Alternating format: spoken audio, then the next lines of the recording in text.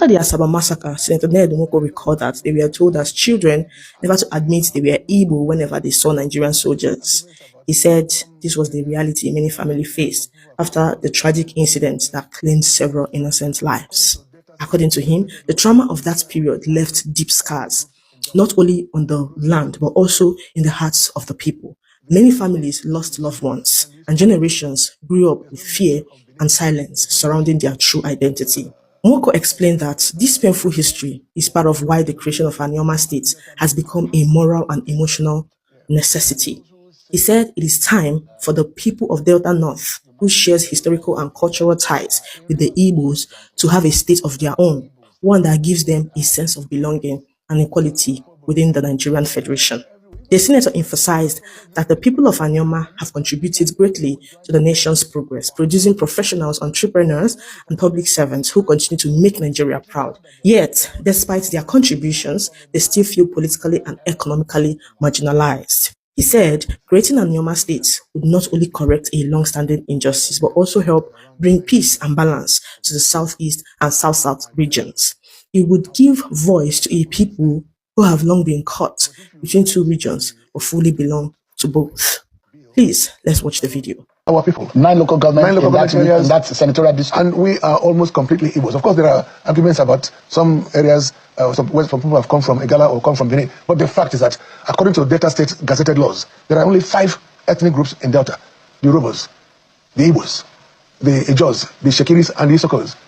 There's no mention of Benin. There's no mention of Yorubas, or also within Delta North. Apart from Delta North, yeah, there are those who say, and you might be touching the wrong nail here. In River State, for example, yeah, there are Igbos there. Oh, of course, yeah. The Aquarius.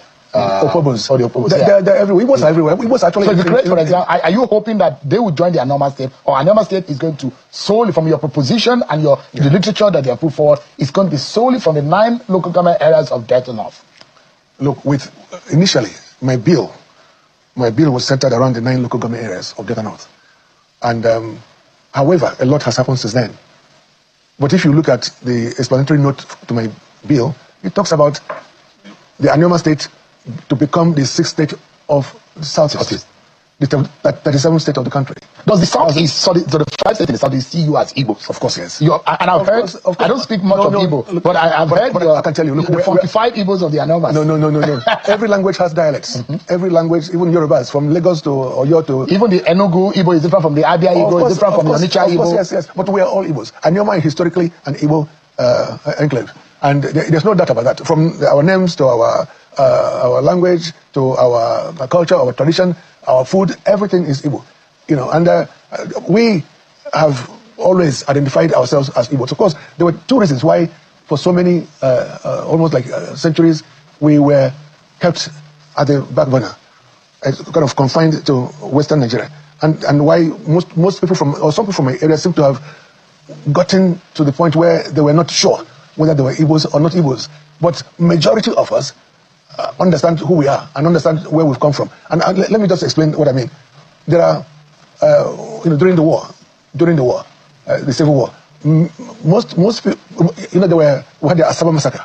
After the Asaba Massacre and the rest of the killings within our area, we were told as kids that if you see Nigerian soldiers, you must not admit that you are Igbo. You must tell them that you're from Benin or that you are Yoruba. These are kind of things that we had to do to survive the ethnic cleansing that happened at that time. So, of course, there was also this issue of Benin Empire. You know, at the time there was a Benin Empire where, the Benin at its heights extended their tentacles to our area. So much so that some people began to think that they were Benis. But we are not Benis, we are Igbos. And there's nothing Benin about us.